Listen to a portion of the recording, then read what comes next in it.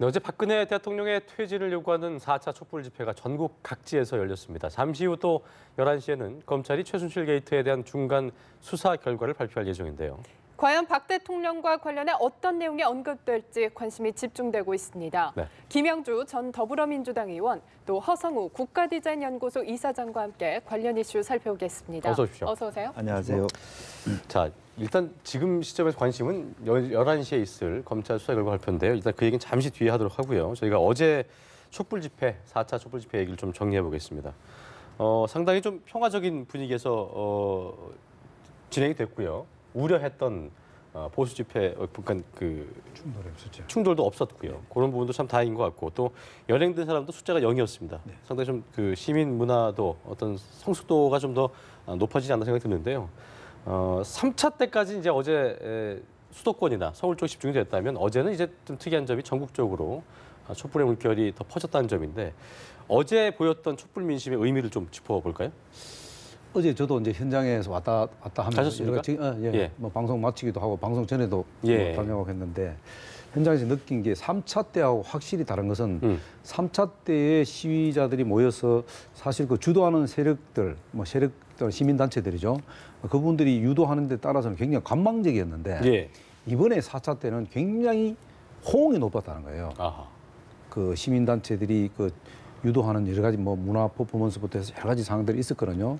그런데 거기에서 지난번에 비해서 그렇죠. 굉장히 호응도 높았고 또 굉장히 질서정연하고 국민들의 결집도가 좀 높아졌다는 걸 결집도 높았고 물론 이제 뭐 전국적으로 이제 시위가 이제 여러 가지 산발적으로 있었습니다만 예.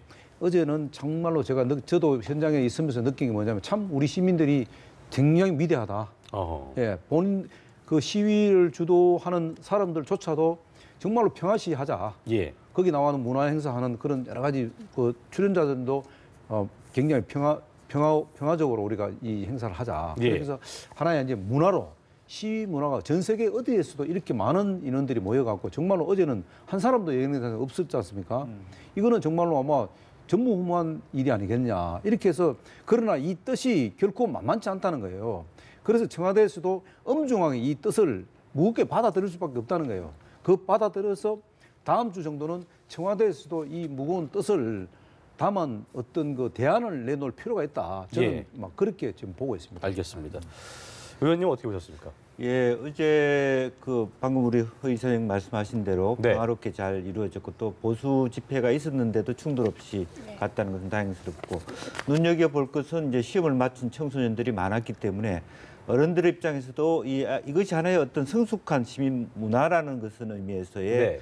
가급적이면 자제하는 그런 모습들이 있고 또 하나는 이제 전국의 60개 지역의 지역별로 단위별로 한 35만 명으로 집계됩니다. 있었다는 것입니다. 특히 네. 우리가 눈여볼 것은 대구 경북 지역이 합쳐서 2만 5천 명, 그다음에 춘천에서도 있었고 연천, 포천 소위 말해서 굉장히 휴대성과 가까운 보수 지역에서도 상당히 많은 더군다나 새누리당 지지자들조차도 이 집회에 참여하고 있다는 흐름들이 보여지거든요.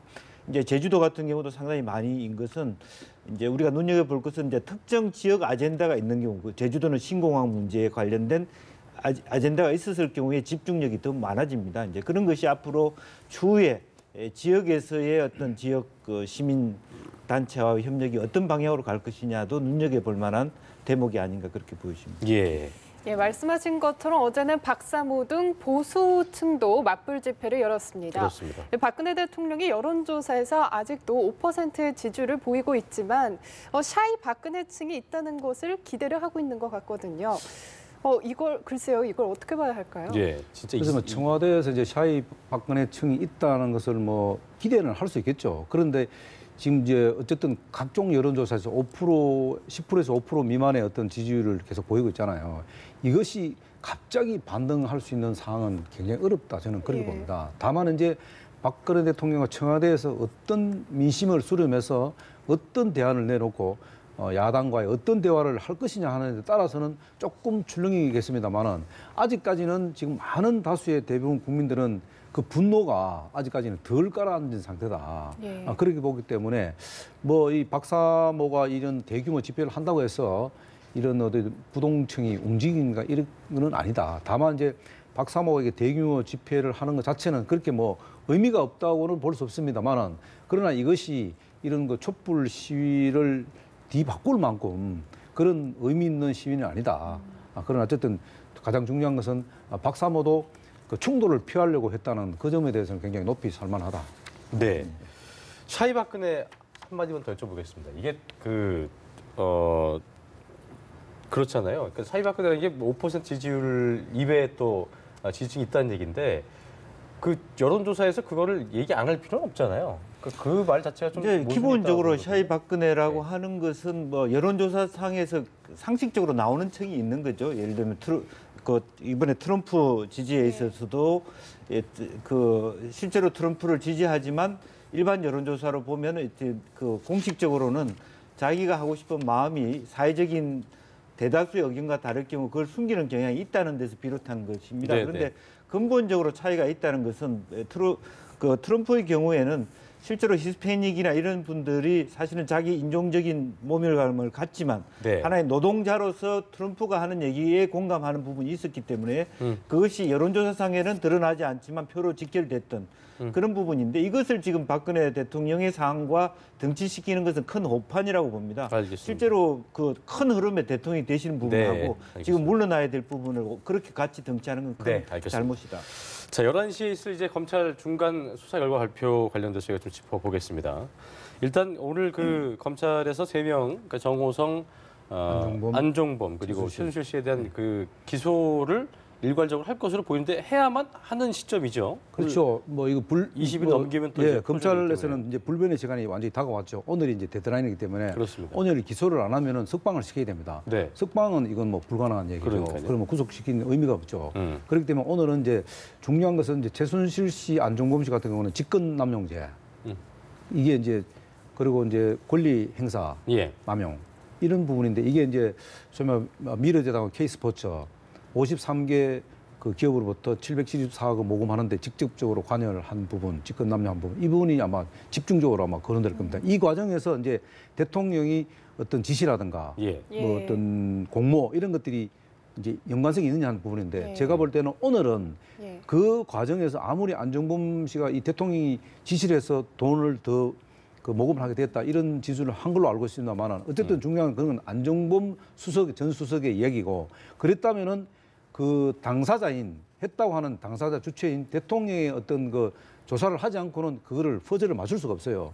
그렇기 때문에 그 부분 그러니까 안종범 씨와 최순실 씨 관련된 부분만 오늘은 제가 볼 때는 그냥 조심스럽습니다. 저는 뭐 법조인 아닙니다만은 대통령을 수사를 안 했기 때문에 네. 일단 그 부분만을 일단은 기소를 하고 대통령 부분은 어차피 이번 주는 수사를 조사를 못 했기 때문에 다음 주도 조사를 할 수 있습니다. 그 부분은 별도로 또 조사를 다음 주에 아마 대면을 하든 뭐 서면을 하든 조사를 하지 않겠나 예. 그 부분이고요. 그다음에 이제 정호성 씨, 정호선 지금 비서관 같은 경우는 결국 이제 청와대에서 정부 기록물이나 이런 것들을 유출했는데 그 부분들을 정말로 그 어떻게 대통령이 지금 강요를 했는지 그게 이제 휴대전화 녹취록이 있다고 뭐 검찰은 있죠. 얘기하고 있기 때문에. 있는데 네. 그게 이제 녹취록이 있다고 해서 그게 물론 이제 심정적으로 맞죠. 보면은 대통령이 뭐 지시하고 이런 데는 그러나 그게 이제 강요 미수라는 것도 역시 대통령의 어떤 진술을 토대로 뭔가 수사가 꾸려지기 때문에 자료를 꾸미지기 때문에 그 부분도 마찬가지지 않겠나. 그래서 녹취에 대한 해명을 또 할 수도 있다는 부분인 거죠. 그렇죠. 그러니까 예. 검찰의 해석과 대통령 측의 해석이 다를 수 있다는 다를 수 거죠. 있다는 거죠. 예. 이제 또 그 부분이 아니고 그다음에 이제 대통령이 이제 제3자 뇌물수수죄라는 게 있거든요. 그게 뭐냐면 이제 기업들로부터 독대해서 출연금을 더 강요를 받았다는 이런 부분들이 이제 결국 이제 제3자 뇌물수수죄인데 사실 이 부분은 저는 개인적으로 가장 큰 부분이다 보는 게 이게 왜냐면은 형량도 크잖아요, 굉장히. 이 부분이 뭐냐면은 최대 무기징역을 공무원들은 하는데. 사실은 보면은 이제 대법원에서도 지금까지 판례를 보면 전문가들한테 제가 자문을 구해 보니까 네. 포괄적인 죄를 적용을 많이 한답니다. 네. 그렇기 때문에 이거는 그래서 이제 지금 말씀하신 대로 그 형량도 높고 이런 부분인데 그렇죠. 오늘은 제가 볼 때는 제3자 뇌물수수죄 이것이 대통령하고 연관성이 더 얼마나 있는 부분인데 이 부분도 역시 마찬가지로 적시하기 쉽지 않다. 왜냐하면 대통령의 진술이라든가 서면 조사가 없기 때문에 그래서 아마 오늘은 제가 볼 때는 대통령 관련된 부분들은 빠지지 않겠나. 왜냐하면 그러니까 수사를 안 했기 때문에. 그렇죠. 예, 그래서 그 분리해서 하지 않겠나 그런 생각이 알겠습니다. 좀 듭니다. 예, 공소장에 박근혜 대통령의 혐의가 어떻게 적시되느냐는 그렇습니다. 굉장히 중요한 문제일 텐데요. 네. 왜냐하면 이 탄핵 가능성과도 밀접하게 연관이 되어 있을 텐데 어떻게 그렇습니다. 보시나요? 실제적으로 보면 이제 방금 말씀하신 것처럼 이제 대통령에 대한 부분은 매우 조심스러울 수밖에 없겠지만 바로 지금 지난주에 이제 이번 그 특검법이 통과가 됐고 바로 이제 국자가 들어갑니다. 그런 측면에서 국민들의 여론이라 그런 것을 포함해서 본다라면 그 실제적으로 검사들이 이 새 그 기소된 사람들에 있어서의 직접적인 진술서를 바탕으로 네. 공소장을 싸기 때문에 진술에 의하면 언론에 나타난 진술이 맞다면 대통령이 지시하여 또는 대통령의 허락으로 이런 내용들이 그 사람의 이름 앞에서 이렇게 쓰여지는 그런 부분들은 공소장에 나열될 수 있지 않느냐. 부분적으로 대통령이 직접적으로 지시하여라는 것은 아니지만 그러니까 진술했던 안종범에 팩트를 의하면 전달했던 걸 전달- 그런 정도는 전달하죠. 해야만 네. 실제로 국민들도 납득할 수 있잖아요. 오늘 당장 또 11시에 이영렬 그 본부장이 직접 브리핑을 그렇죠. 하신다고 직접 리포를 그랬기 하기 때문에. 때문에 예. 아니 이 상황에서 과연 대통령 청와대 쪽 눈치를 그렇게 많이 볼 것이냐 저는 그렇게는 보지 않습니다. 그러니까 기본적으로 오늘 네. 이영렬 본부장이 발표를 직접 한다는 것은 사안의 중대성을 그만큼 감안한다는 얘기일 텐데 그렇습니다. 예. 그동안 제기되었던 검찰의 어떤 수사 의지 같은 것도 오늘 이 어떻게 대통령 혐의가 적시되느냐 네. 이런 부분도 연관이 있다고 볼 수 있을 것 같습니다. 예. 예. 그래서 사실은 이제 어떤 가감 없이 본다면 대통령이 직접 참여를 안 하셨기 때문에 제3자 뇌물죄의 적시는 좀 어려울 거예요. 네. 본인이 진술하지 않은 것을 바탕으로 그렇죠. 했기 때문에. 그러나 세 사람이 분명히 얘기했거나 또 실질적인 물증이 상당히 객관화됐다고 보는 것은 그대로 적시하지 않겠느냐 그렇게 생각이 되고 예. 이러한 부분들이 바로 정치권에 있어서는 탄핵의 논의 네. 또 다음번 집회에서의 수위가 높아지는 하나의 중요한 계기가 될 것 같고 예. 또 여당 내에서도 더욱더 실제로 우리가 납득하기 어렵게 여당에서 탄핵 발언이 줄줄이 있어 왔지 않습니까? 그 부분에 대한 힘이 더 많이 실릴 수 있는 계기가 될 수 있을 것 같다. 일단 저는 오늘 네. 검찰이 이제 얘기한 오늘 검찰 수사 발표가 중간 수사 수사 발표라고 그렇죠, 그렇죠. 규정을 했잖아요. 이게 이제 이 부분을 저는 좀 눈여겨 본다고 봐야 되는 것 같아요. 중간 수사 발표라는 것은 앞으로 향후 수사를 더 발전시켜 나가겠다는 그런 단계의 하나의 방침이거든요. 그래서 제가 그리고요. 여쭤보고 싶은 게 뭐였냐면 예. 오늘 공소장 내용이 나오지만 박 대통령의 진술이 없는 상태이기 때문에 추후에 수사를 통해서 공소장 내용이 변경될 수 있는 부분도 저희가 지켜봐야겠죠. 그렇죠. 부분은. 예. 그래서 오늘은 이영렬 아마 특수 수사본부장이 앞으로 그러니까 차후에 20일 이후에 그러니까 세 사람 기소 이후에 수사 타임 스케줄을 아마 일정 부분 밝히지 않겠나. 네. 그거를 이야기해 줘야지 또 청와대에서도 그 대변 추후의 수사 추후에 과정. 수사 예. 과정을 지켜보면서 대응을 할 수 있지 않겠나 서로가. 그리고 또 어떻게 보면 오늘 이제 중간 수사 발표 과정에서 청와대 협조 요청도 할 수사에 대한 협조 요청도 재차 요구할 수도 있다. 그런 측면에서 보면 오늘 중간 수사 발표는 굉장히 의미가 있다. 그리고 또 한 가지 이게 오늘 이제 적시 여부에 따라서 이제 그 야당에서 이제 탄핵을 준비할 거냐 말 거냐 하는 부분인데 야당도 사실 오늘 적시를 하게 되면 오히려 야당은 굉장히 혼란스러울 수밖에 없는 상황으로 갈 수밖에 없다. 왜냐하면 지금 특검이라든가 국정조사까지 다 지금 진행되고 있는 마당에 이 특검까지도 야당의 손에 넘어오면은 이것을 과연 어떻게 체계를 한꺼번에 요리할 거냐. 요리했을 경우에 그러면 야당이 유리한 방향으로 갈 수 있거냐 하는 부분들이거든요. 절대로 이게 쉬운 사항은 아니다는 거죠. 물론 여당이 지금 김 의원님께서 말씀하신 대로 여당도 지금 사실 혼란 상태에 있습니다만은 더 중요한 것은 야당이 이 상황을 어떻게 끌고 가냐 하는 부분이에요. 지금은 여당은 어차피 여기서 대응하기가 쉬운 카드 하나도 없습니다. 왜냐하면 내분이 지금 정리가 안 되기 때문에. 그러나 야당은 지금 다르다 말입니다. 왜?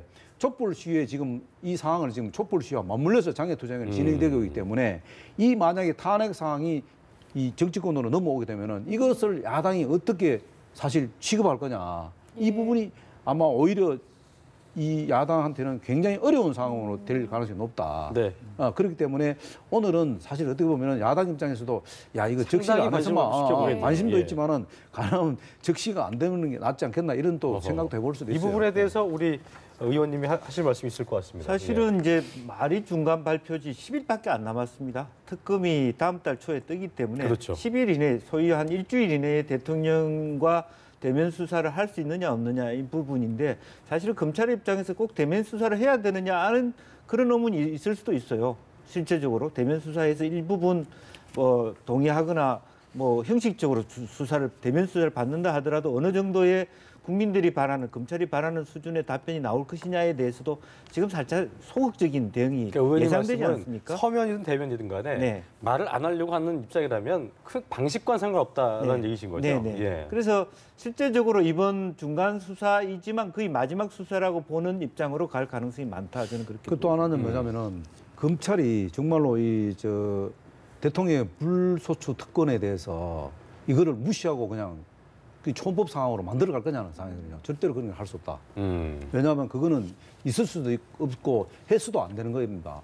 검찰이 무슨 어떻게 모든 법을 무시해 가면서 대통령의 불소추 특권조차도 무시해 가면서 할 수 있느냐. 예. 그런 행위를 할 수 있느냐. 그거는 저 검찰이 못 한다고 봅니다. 경찰도 네. 지금 현행 헌법과 법질서 테두리 안에서 뭔가를 이 상황을 만들어 가려고 하지 그조차도 무시해 가면서 이거는 할 수 있는 상황은 아니다. 그러게 되면 법원에서 빤하지 않습니까? 법원은 어쨌든 헌법과 법 테두리 안에서 법원도 네. 판결을 내릴 건데 그렇지 예. 않습니까? 그걸 만약에 기소를 했는데 아니 그 기소에 대해서 부당함을 그러니까 법관의 판사 쪽에서 네. 그것을 제기했을 경우 어떻게 할 겁니까? 네, 어쨌든 지금 야권에서도 그렇고 국민적 여론이 이제 탄핵을 해야 된다는 쪽으로 좀 기우는 부분인 것 같은데요. 네. 공소장에 대통령 혐의가 구체적으로 적시가 된다면 헌재에서도 실정법 위반으로 좀 판단하기 쉽기 때문에 어떻게 보면은 통과될 가능성이 좀 높다고 봐야겠죠. 그렇습니다. 사실은 이제 방금 우리 허 이사님께서도 일정한 어떤 헌정 질서에 대한 말씀을 했지만 네. 지금 이 상황은 어떤 상황이냐 하면 전방에 전쟁이 일어났어요. 그런데 후방에 휴가 나온 군 지휘관이 전방을 달려가고 있어요. 그런데 지금 교통순경이 속도 위반이라도 스티커를 떼려고 하는데 이것이 과연 어느 것이 더 중요하냐의 문제입니다. 사실은. 헌정 질서라고 보면 도로교통법 위반도 법 질서이긴 하지만 국민들이 보기에는 대통령께서 기본적으로 조여준 말하자면 헌법 1조 네. 국민들의 그거를 어떤 주권을 제대로 어겼다. 지키지 않았다라고 하는 더 큰 가치의 혼란이고 그거는 어떤 높은 수준의 토론의 문제이긴 하지만 결과적으로 우리 재판부나 그런 부분들이 그런 것까지 포함해서 판단했기 때문에 미리 거기에 대해서 조심할 필요는 없다라고 보여지고 탄핵의 과정으로 가야 될 것이 하나의 법의 장치이기도 하거든요. 예, 헌법재판소 같은 경우도 이제 판단을 내릴 때 네. 기본적으로 그 국민 정서를 좀 반영을 하게 되죠. 특히 이번 건 제가 너무 큰 예, 문제 때문에. 그렇습니다. 제가 이제 뭐 이거는 좀 다른 이야기입니다만 김영란법 이제 통과될 적에 예. 대부분 이제 국회에서는 국회 통과시켰지만은 결국은 이제 헌재에 가서 안될 뭔가 거다. 안 될 거라고 예. 예상을 많이 했답니다. 왜냐하면은 뭐 이런 얘기를 했어야 되는지는 모르겠습니다만은 많은 국회의원들이 이 분위기상 헌재에서는 같은 어떤 여론을 좀 해서 여론보다는 그냥 헌재의 입장만 발표하지 않겠나 이렇게 했는데 결국은 헌재도 여론을 반영할 수밖에 없는 상황이 되더라는 거죠. 그래서 이번도 이제 마찬가지인데 아까 제가 말씀드린 게 이제 야당 이야기를 잠깐 했는 이유가 뭐냐면은 이런 겁니다. 재판부도 재판부지만은 탄핵이 이거를 추진하더라도 가장 큰 관문이 두 개가 있잖아요. 첫 번째 관문이 제적 3분의 2의 국회에 통과해야 되는데 과연 그걸 통과시킬 수 있는 자신감이 있느냐는 부분이거든요. 그거는 이제 상당히 이제 소위 말하면 기존에 있는 여당 의원들까지도 합류가 돼줘야 된다는 겁니다. 그게 아마 제가 알기로 29명인가 이제 합류를 해줘야 되는데 그게 과연 되겠냐 하는 부분이고요. 그 다음 이제 헌재 갔을 경우에 헌재에서도 9명 중에 6명이 이제 찬성해야 되는데 그 부분도 사실은 지금 상황에서는 만만치 않다는 겁니다. 그렇기 때문에 이게 지금 사실 어떻게 보면 굉장히 이제 좀 어려운 상황이다. 이거죠. 네, 이제 한 22분 남았네요. 11시에 이영렬 본부장이 어떤 수사 결과를 발표할지 거기에 지금 온 국민의 눈과 귀가 쏠려 있는데요. 저희도 관심 꼭 지켜보겠습니다. 오늘 두 분과 함께했습니다. 고맙습니다. 예.